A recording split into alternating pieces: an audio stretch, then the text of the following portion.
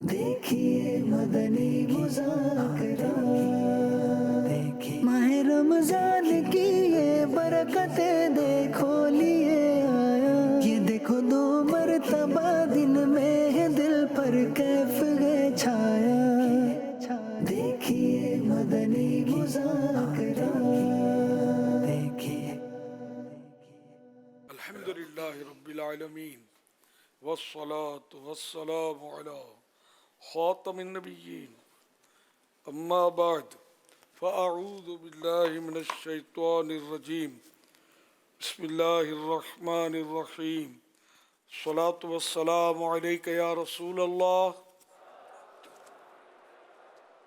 وعلی آلک واصحابک یا حبیب اللہ الصلاة والسلام علیک یا نبی اللہ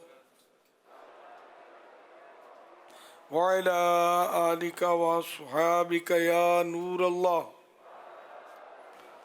نويت سنة الاعتکاف۔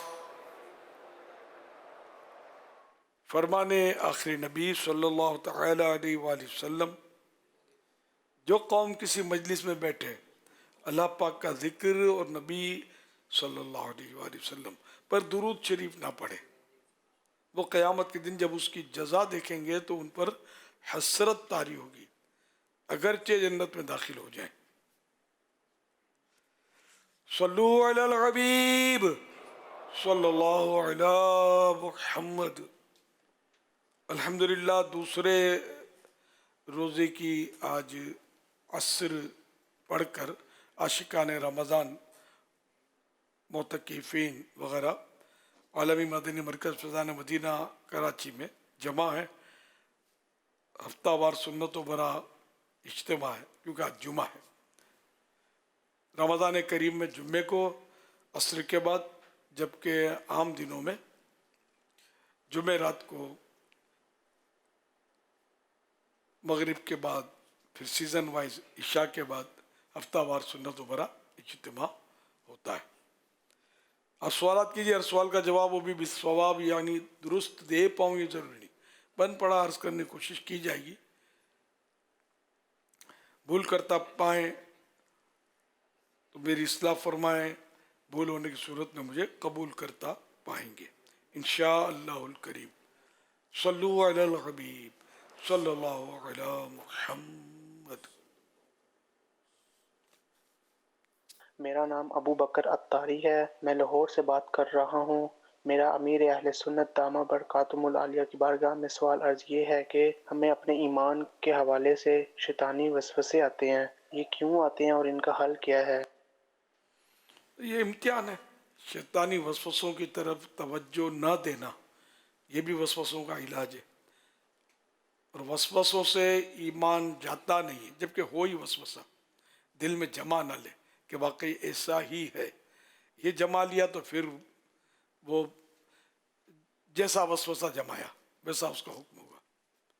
تو اس کے لیے جب بھی وسوسہ آئے تو اعوذ باللہ من الشیطان الرجیم پڑھیں، لا حول شریف پڑھیں۔ اس طرح کے اور بھی علاج ہیں وسوسے، اور ان کا علاج پورا ایک رسالہ مکتبۃ المدینہ نے شائع کیا ہے، وہ ضرور حاصل کریں، یہ ویب سائٹ پر دعوت اسلامی کی، اس کو دیکھ لیں اور پڑھیں، انشاءاللہ اس سے وسوسوں کا علاج آپ کو معلوم ہوگا۔ وسوسوں کی طرف توجہ نہ دینا، شیطان کو نو لفٹ کرانا، یہ بھی وسوسے کا ایک علاج ہے۔ صلو علی الحبیب صلی اللہ علی محمد۔ جی، میرا نام محمد زاہد ہے۔ میرا سوال ہے یہ کہ میں قرآن پاک نہیں پڑھا ہوا، مجھے کچھ بھی پڑھنا نہیں آتا۔ میں قرآن پاک کھولتا ہوں، اس کو دیکھتا ہوں، جتنا پڑھ سکتا ہوں پڑھتا ہوں، ایک دو سے رابطہ بھی کیا، کوئی پڑھا دے، لیکن ایک دو نے کرتے ہیں، ایک دو دن، اس کے بعد کوئی بھی کچھ نہیں کرتا۔ اس میں کیا فرمائیں؟ اللہ کریم آپ کے حال پر رحم فرمائے، ہم سب پر رحم و کرم فرمائے۔ قرآن کریم سیکھنے کے لیے کوشش جاری رکھیے۔ اب تو دعوت اسلامی کی web site Faizan online Quran teacher.net web site پہ جائیں گے تو انشاءاللہ آپ کو وہاں پر آن لائن پڑھانے کا جو بھی ہمارا اہتمام ہے وہ ہو جائے گا، اور آپ اپنے وہ فارم فل کر کے اسی پر سبمٹ کر دیں، اور آپ کو انشاءاللہ آپ کے اپنی پسند کا ٹائم اور آپ کو ایک باقاعدہ استاد صاحب مل جائیں گے، قاری صاحب، جو آپ کو اللہ نے چاہا تو قرآن پڑھائی دیں گے، اور بھی کورسز ہیں وہ بھی آپ کے ہو جائیں گے۔ تو فیضان آن لائن اکیڈمی ہماری اسی کی ویب سائٹ ہے quranteacher.net انشاءاللہ۔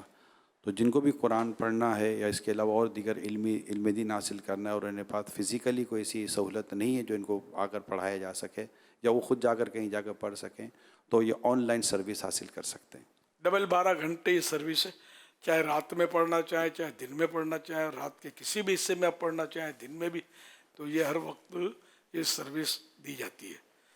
اب سیکھنا بہت آسان ہو گیا، اب یہ کہنا کہ مجھے نہیں آتا، اس کا دور ختم ہو گیا۔ کوشش آپ کریں، سکھانے والے موجود ہیں۔ اللہ پاک کرے کہ آپ جلدی جلدی قرآن کریم سیکھنے میں کامیاب ہو جائیں، بس کوشش کرنی ہے۔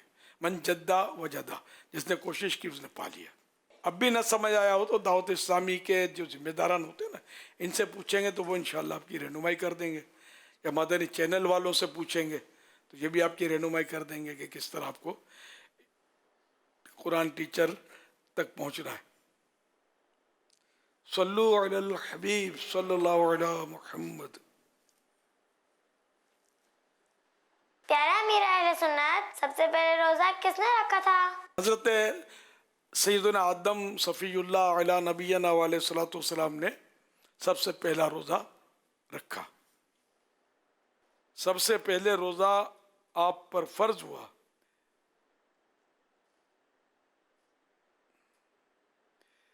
یہ حوالہ غنیت الطالبین جلد 2 صفحہ 6۔ اور تاریخ دانوں کے مطابق رمضان کا روزہ سب سے پہلے حضرت سیدنا نوح علیہ السلام نے رکھا۔ حوالہ تفسیر القرطبی جلد 2 صفحہ 290۔ صلو علی الحبیب صلی اللہ علی محمد۔ میرا سوال یہ ہے کہ اگر کسی کا کریٹینائن بڑھا ہو، کتنی ڈیمیج ہو، اور ڈاکٹر نے سختی سے منع کرا ہوا ہو کہ روزہ رکھو گے تو کریٹینائن بڑھ جائے گا، ڈائلیسس پہ چلے جائے گی، تو اس صورت میں روزہ رکھ سکتے ہیں؟ اللہ اللہ، انہیں پانی اس میں کثرت سے پینے کا بولا ہوگا۔ اب اس میں تو یہ ہے کہ کسی مفتی صاحب کو اپنی کیفیت بتائیں، اور ڈاکٹر اگر کوئی خوف خدا والا ہے واقعی، یعنی کہ یہ ایسا کہہ رہا ہے کہ سیرم کریٹینائن یہ مطلب بڑھتا ہے پانی نہ پینے سے۔ مجھے بھی ڈاکٹر نے کہا تھا، مجھے 2 بار 2 رمضانوں میں کہا کہ آپ روزہ مت رکھو، لیکن میں تو نہیں چھوڑتا، الحمدللہ روزے رکھتا ہوں اللہ کی رحمت سے۔ تو میرا مطلب رات میں تھوڑا پانی کا اسٹاک کرتا ہوں کوشش کر کے، لیکن ظاہر کتنا پیا جائے، پھر پیشاب بار بار لگے تو یہ بھی آزمائش۔ اللہ مدد کرتا ہے، اس کے کرم سے مجھے رمضان شریف میں کوئی پرابلم نہیں ہوتا، روزہ رکھنے کی وجہ سے رمضان شریف کے بعد بھی میں نے کوئی پرابلم نوٹ نہیں کیا ایسا کہ جس سے مجھے کوئی سیرم کریٹینائن ہائی ہو جائے، پریشانی ہو جائے، ایسا کچھ ہوتا نہیں ہے۔ ہمت رکھیں، لیکن کسی مفتی صاحب کو کیفیت بتائیں کہ اتنا سیرم کریٹینائن ہے، یا ڈاکٹر خوف خدا والا ہے۔ بعض ڈاکٹر بات میں کہتے ہیں، مجھے بھی کہا نا روزہ نہیں رکھو، روزہ نہیں رکھو، تو میں کیسے چھوڑوں روزہ؟ ایسا کوئی تھوڑی چھوڑ دوں گا، رمضان کو روزہ کیسے چھوڑے؟ تو فرض ہے نا۔ تو بہرحال میں نے اس میں کسی عالم سے مشورہ بھی نہیں کیا، میں نہیں سمجھ میں آیا ڈاکٹر کا کہنا کہ ڈاکٹر بات میں کہتے ہیں بیٹھ کے نماز پڑھو، روزہ نہیں رکھو، اسلام میں کوئی سختی نہیں ہے۔ تم کو پوچھیں گے سختی ہے کہ نہیں ہے؟ قرآن و حدیث میں جو مطلب مضامین ہیں، تو اسلام میں کوئی واقعی ایسی غیر ضروری سختی تو ہے ہی نہیں نا، کسی کبھی بھی نہیں ہوئی دین میں سختی ایسی غیر ضروری۔ جو بھی ہوا، بعض باتیں سخت لگتی ہیں، جیسے کہ سزا، کسی نے جرم کیا اس کی سزا تو دی جاتی ہے، تو اب اس کو سختی، تو یہ وہ سختی تھوڑی ہے جس کو غیر ضروری کہا جائے کہ اس پر سختی کر کے اس کی بھی اصلاح کی جا رہی ہے، اور دوسروں کو بھی تنبیہ کی جا رہی ہے، نوٹس دیا جا رہا ہے کہ دیکھو تم بھی یہ جرم کرو گے تو یہ سزا۔ تو حکمتیں ہوتی ہیں اس میں۔ صلو علی الحبیب صلی اللہ علی محمد۔ بھائی ہے ہمارے نا، اس کا آپریشن ہوا ہے سر کا، تو اس کی نا گٹلی نکالی ہے سر سے نا. اب وہ خون تو نکلا ہے، تو بلڈ بھی کافی نکلا ہے، پیپ وغیرہ نکلی ہے، تو ان پہ غسل تو فرض ہو گیا ہوگا نا. یہ روزے کی وجہ سے پوچھ رہے تھے کہ روزہ رکھنا ہے یا نہیں، کیا ہے؟ زخم ہو گیا تو خون نکلا، چاہے کتنا ہی خون نکلا، اس سے غسل فرض نہیں ہوتا. ہاں جہاں جہاں یہ بہتا خون لگا ہے اس کو پاک کر لیجئے. نماز پڑھنی ہے، پاک کرنا چاہیے، پاک کرنا ضروری ہے. روزے اس سے اس میں غسل پر اثر نہیں پڑے گا. اور وہ روزے رکھنے کے تعلق سے اب اتنا خون بہہ گیا ہے کہ وہ ایسا کمزور ہو گیا کہ اب روزہ برداشت نہیں ہو رہا.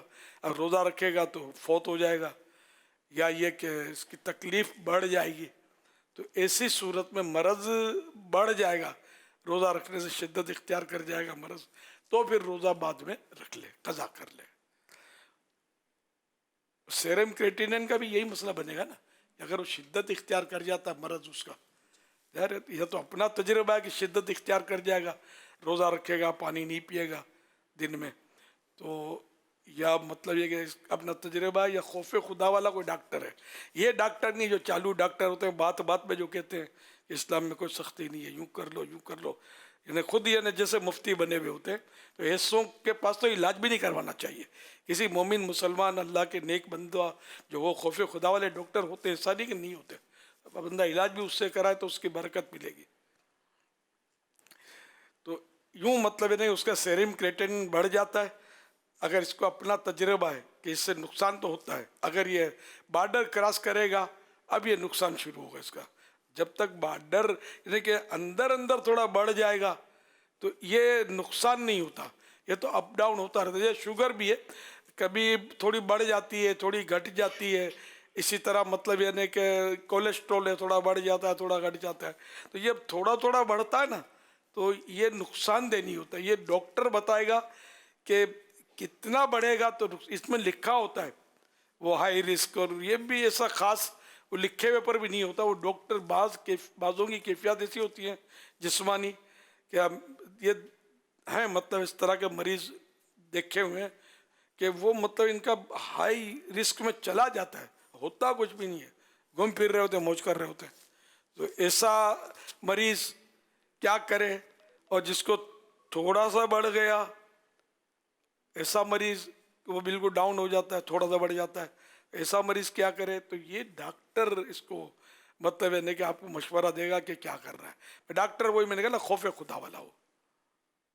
اگر ایک بات آپ کی طرف سے اگر تمام ڈاکٹرز کو یوں ڈائریکٹلی ایک نصیحت کے طور پر چلی جائے کہ میں تمام ڈاکٹرز کو یہ ریکویسٹ کر رہا ہوں کہ اس طرح کا جب بھی کوئی مریض آئے جس میں آپ کو اس کی عبادت کے تعلق سے کوئی اس کی رہنمائی کرنی ہے، تو آپ اپنا موقف بیان کر کے یہ مریض کو کہہ دیں کہ آپ اس کی کوئی جو شرعی رہنمائی لے کے پھر آپ میری جو میں نے کہا تو بتایا، پھر مجھے ہی بتا دیجیے گا اور آپ بھی اس کو دیکھ لیجیے گا. تو ڈاکٹر کو بھی اس سے کیا ثواب ملے گا یا کیا ہوگا؟ تو ڈاکٹر کو اگر آپ کی طرف، تو ہم انشاءاللہ آپ کا یہ خوبصورت سا ایک نصیحت برا کلپ ہم کوشش کریں گے کہ ڈاکٹرز کو چلا جائے تاکہ ڈاکٹر کو بھی سمجھ آ جائے کہ یار یہ کیا ہے. بعض ڈاکٹر جو ہیں وہ شرعی مسائل جو ہوتے ہیں، اسلامی مسائل، نمازوں کے، روزوں کے، یہ اپنے ہاتھ میں لے لیتے ہیں اور اپنے طور پر مطلب یہ بول دیتے ہیں کہ یوں کر لو یوں کر لو یوں کر لو. اور بعض اوقات یہ کہ ان کی اس میں مبالغہ ہوتا ہے، اس کی ضرورت نہیں ہوتی. تو اس میں میرے کو ڈاکٹروں سے درخواست کرنی تھی کہ وہ مطلب جہاں بھی دینی مسئلہ ہو وہاں اپنے طور پر کوئی ایسا حکم دے کر کہ یوں کر لو، اپنے اوپر آخرت کا بوجھ نہ ڈالیں، بلکہ آپ ان کو مریضوں کو مشورہ دیں کہ بھئی ہماری ڈاکٹری یوں بتا رہی ہے، جبکہ ہو ایسا تو ڈاکٹری یوں بتا رہی ہے، لیکن میرے کہے پر عمل کرنے سے پہلے آپ کسی عالم دین سے آپ مسئلہ پوچھ لیں. تو اس میں کیا آپ کی بچت ہوگی کہ واقعی بعض اوقات وہ طب کہہ رہا ہوتا ہے، لیکن یہ ڈاکٹری اور طب جو نا یہ سب ظنی ہوتے ہیں، یہ یقینی نہیں ہوتے، کنفرم نہیں ہوتے. یہ تو سب جانتے ہیں، جو بھی اہل علم ہے وہ جانتے ہیں، ڈاکٹر جانتے ہوتے ہیں، حکیم جانتے ہوتے ہیں کہ یہ خالی لکھتے ہیں 100% شرط یا علاج، یہ غلط ہے، جھوٹ ہے، یہ ایسا ہے ہی نہیں. مطلب ورنہ تو کوئی بندہ مرتا ہی نہیں نا. بخار چڑھ جاتا ہے، ڈاکٹر دوائیں دے کر تھک جاتا ہے, مریض دم توڑ جاتا ہے. یہ سب جانتے ہوں گے جو تھوڑا بہت مطلب شدھ بدھ رکھتے ہیں. ذرا چھوٹے چھوٹے امراض بعض اوقات ہوتے ہیں ڈاکٹر نہیں اس کا علاج کر پاتے, حالانکہ ان کے پاس بہت فائنل دوائیں ان کے طور پر ہوتی ہیں, علاج نہیں کر پاتے کیونکہ وہ شفا ڈاکٹر نہیں دیتا نا, نہ دوا دیتی ہے, شفا تو اللہ دیتا ہے. تو اس لیے مطلب ڈاکٹر اپنے اوپر نہ لیا کریں. اس میں یہ میری درخواست ہے آپ کی آخرت کی بہتری کے لیے. ورنہ یہ بیچارہ مریض تو آپ کے کہے پر کہے گا, نماز بیٹھ کر پڑھے گا کھڑے ہونے کے بجائے, اور اس کی اگر بیٹھنا شرعاً اس کے لیے جائز نہیں تھا نماز پڑھنا, تو اب اس کی نماز ہوگی نہیں. اس کے مسائل ہیں, اس کی تفصیلات ہیں. تو یہ ڈاکٹر پھنسا یہ مشورہ دے کر گیا کام سے. اسی طرح اگر اس نے مشورہ دے کر روزہ مت رکھو, روزہ فرض ہے, اور یہ آپ کی وجہ سے اور آپ نے کیسے کمزور بات کہہ دی ہے, تو وہ تو روزہ چھوڑ دے گا آپ کے کہنے پر. تو یہ کہ گناہ آپ کے کھاتے میں آ رہے ہیں اور آپ پھنس جائیں گے. مریض کے کھاتے میں بھی گناہ آئیں گے بعض اوقات کہ وہ ڈاکٹر طبیب حاذق لکھا ہے نے, ماہر طبیب, اور وہ مطلب جو شریعت کا پابند ہو. تو اس میں کہ ہر بات پہ روزہ چھوڑ دینا, معمولی بخار آیا, نزلہ آیا, چھینک آئی تو روزہ چھوڑ دیا, تھوڑا سر میں درد ہوا روزہ چھوڑ دیا, تو اس طرح روزہ چھوڑنے کی اجازت نہیں ہوتی. روزہ چھوڑنے کی کب اجازت ہوتی ہے کہ جب یا تو اپنا تجربہ ہے کہ روزہ رکھتا ہے تو ایسی مرض بیماری آئی, روزہ رکھتا ہے تو بیماری بڑھ جاتی ہے, یہ اس کا تجربہ ہے, تو روزہ قضا کر سکتا ہے. یا طبیب حاذق, وہی جو خوف خدا والا ہو, تو وہ اگر کہتا ہے کہ آپ کو روزے کی وجہ سے مرض بڑھ سکتا ہے یا جان کا خطرہ ہے وغیرہ, تو اب روزہ بعد میں قضا کر سکتا ہے. ورنہ بات پہ نہیں. ڈاکٹر بات پہ, بعض ڈاکٹروں کی عادت ہوتی ہے بات پہ بولتے ہیں. اسلام میں کوئی سختی نہیں ہے. کہ مولانا کیا جانتے ہیں, انہوں نے کوئی ڈاکٹری تھوڑی پڑھی ہے, میں امریکہ سے پڑھ کے آیا ہوں, میں فلاں سے پڑھ کے آیا ہوں. تو اس طرح وہ ان کی بات نہ مانی جائے. ایسی جو بڑی بڑی باتیں کریں نہیں تو ساؤ نہ مانے, بالکل نہ مانے ان کی. عاجزی کرے, ان کی بات زیادہ سمجھ میں آئے گی. صلو علی الحبیب صلی اللہ علی محمد. سوشل میڈیا کے ذریعے سوالات بھی ہمیں مل رہے ہیں. کیا زکوٰۃ نکالنے کے لیے ہر مال پر الگ سے سال گزارنا ضروری ہے؟ نہیں, ایک دفعہ بندہ صاحب نصاب ہو گیا, جیسے مثال کے طور پر 10 شعبان کو پہلی مرتبہ صاحب نصاب ہوا, تو اب درمیان میں اگلے 10 شعبان تک جتنا بھی مال اس کے پاس آتا رہے گا وہ اس کے ساتھ ضم ہوتا رہے گا. اگلے 10 شعبان کو جتنا بھی ہوگا تمام کے اوپر مکمل کے اوپر زکوٰۃ ہوگی. سجدہ تلاوت فوراً کرنا واجب ہے یا کبھی بھی کر سکتے ہیں؟ نماز میں آیت سجدہ پڑھی تو فوراً سجدہ تلاوت واجب ہے, جبکہ اس کے علاوہ جو ہے بہتر یہی ہے کہ سجدہ فوراً کر لے. اگر بلا وجہ تاخیر کرے گا تو مکروہ تنزیہ ہے, ایسا کرنا ناپسندیدہ ہے. ہاں, نماز میں تاخیر سے مراد ہے کہ 3 آیتوں سے زیادہ کی تاخیر کی تو اب گناہ گار ہوگا. تو ان معنوں کر یہ کہ آیت سجدہ پڑھ کر فوراً سجدہ کر لے, یا 3 آیتیں مزید پڑھنے سے پہلے سجدہ تلاوت کر لے. اگر کسی نے صبح 7 بجے سفر شروع کرنا ہے تو کیا وہ اس دن کا روزہ چھوڑ سکتا ہے؟ 7 سے یعنی یا میں یوں سمجھاؤں اس سوال سے کہ اگر جیسے کہ سحری کا وقت ختم ہو رہا ہے صبح 6 بجے اور 7 بجے اس نے جیسے فجر ادا کر کے سفر پہ جانا ہے اور اس سے شرعی سفر کرنا ہے, اس کو پتہ ہے کہ اب میں شرعی سفر کرنے جاؤں, تو کیا اسے روزہ چھوڑنے کی جو ایک مسافر کو جو روزہ چھوڑنے کی جو اجازت ہے, کیا اس کو یہ اجازت مل جائے گی؟ روزہ شروع ہو گیا نا, اس کا روزہ صادق گزر چکی, تو اس کو روزہ تو فرض تھا, اس نے رکھ لے. روزہ لازم ہے اس پر کہ رکھنا ہی پڑے گا, کیونکہ روزہ شروع ہو چکا نا, صبح صادق ہو گئی تو روزہ اس پر فرض ہے. سفر تو کینسل بھی ہو سکتا ہے, نہ بھی کینسل ہو, فائنل ہو سیٹ اس کی, تب بھی روزہ رکھنا پڑے گا. اب جا کر یہ سفر میں چلا گیا اور دوران سفر, جبکہ شرعی سفر ہی کر چکا ہے نا, دوران سفر اگر روزہ توڑ دیتا ہے تو اگر توڑ دیتا ہے, توڑنا نہیں چاہیے, توڑ دیتا ہے تو کفارہ نہیں ہوگا, اس پر قضا کرنی ہوگی. اب تو سفر کر بہت آسان ہو گیا, گھر سے بھی زیادہ آسانی بعض صورتوں میں ہوتی ہے.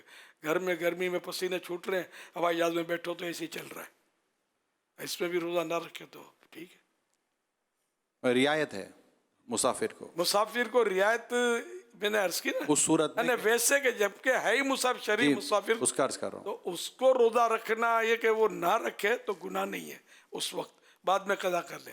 लेकिन एक अगर सहूलत है तो बेहतर उसके लिए भी यही है कि रोज़ा रख ले। समझो 7 बजे आपने कहा ना, ये मुसाफिर है ही नहीं। ठीक नहीं, मुसाफिर तो ये हालत सफ़र में होता तो कुरान के मुताबिक उसको रियायत मिलती ना, ठीक है, इसलिए उसको तो रोज़ा रखना ही रखना है। जी, मुसाफिर तो बनेगा जब सफ़र इख्तियार करेगा ये। और उसमें भी ये कि घर में थोड़ी मुसाफिर हो जाएगा ना, अपनी बस्ती से बाहर निकलेगा और इसका इरादा हो कि कम से कम 92 किलोमीटर, कम से कम 92 किलोमीटर या इससे ज़्यादा के सफ़र की नीयत से ये निकला है, तो बस्ती से बाहर जब ये होगा अपनी आबादी से, जैसे कराची है तो कराची शहर से बाहर होगा। कराची शहर बहुत बड़ा हो गया, ये मतलब हमारे यहाँ एक सिविक सेंटर, पहले था GPO जनरल पोस्ट ऑफिस, अब है सिविक सेंटर। तो ये कानून ये अपनी इंतज़ाम के तौर पर ये लोग ये सेंटर बनाते हैं, लेकिन ये इस्लामी सेंटर नहीं होते। इस्लामी तौर पर ये इसको बीच नहीं माना जाएगा कि यहाँ से वो अब बाहर शहर शुरू हो गया जबकि आबादी है। इस्लामी तौर पर यह कि आबादी जब यानी मकानात, क्वार्टर, झोपड़ियाँ सब यानी आबादी ख़त्म हो जाए, वीराना शुरू हो, तो अब यह कि ये इसका यानी कि ये अपनी आबादी से बाहर निकला, अब से 92 किलोमीटर काउंट होगा। वरना ये होता है कि पहले GPO से काउंट होता था, अब सिविक सेंटर से काउंट होता है। तो ये इस तरह 92 आप नापेंगे तो गलत हो जाएगा आबादी। अच्छा, अब जैसे इस तरफ से आबादी समझो कराची की 50 मील तक गई हुई है, तो इस तरफ से 25 मील की गई हुई है, तो इधर जाओगे तो 15 किलोमीटर चलेंगे तो कराची से बाहर जाएंगे। ये समझाने के लिए कहा। तो जब जहाँ जिस रुख से आप अपनी आबादी से बाहर निकलेंगे कराची की, तो अभी आपके लिए शरई सफ़र ये 92 किलोमीटर का शुरू होगा। यहाँ तो 50 किलोमीटर के बाद शुरू होगा, यहाँ 15 किलोमीटर के बाद शुरू हो जाएगा। तो ये ख्याल रखना, ये मसला शायद बहुत सौ को तवज्जो नहीं होगी इस पर कि वो मतलब जो शहर के सब शहर में इस तरह सेंटर बने होते हैं। अब ये रोज़ रोज़ सेंटर तो बदलेंगे नहीं, ना इन्होंने कोई नमाज रोज़े के लिए सेंटर बनाए, इन्होंने अपनी कोई वो इंतज़ामी सहूलत के लिए बनाए हुए हैं। तो इस्लामी मसले और हैं और ये अपने मुल्क की मसाइल और होते हैं। ना इन्होंने कहा है कभी आपको कि इसके हिसाब से रोज़ा और नमाज के मसले करो। सल्लु अलल हबीब सल्लल्लाहु अलैहि मुहम्मद। देखिए मदनी मुज़ाकरा, देखिए माह रमज़ान की ये बरकतें देखो लिए आया, ये देखो 2 मरतबा दिन में है दिल पर कैफ है छाया। देखिए मदनी मुज़ाकरा।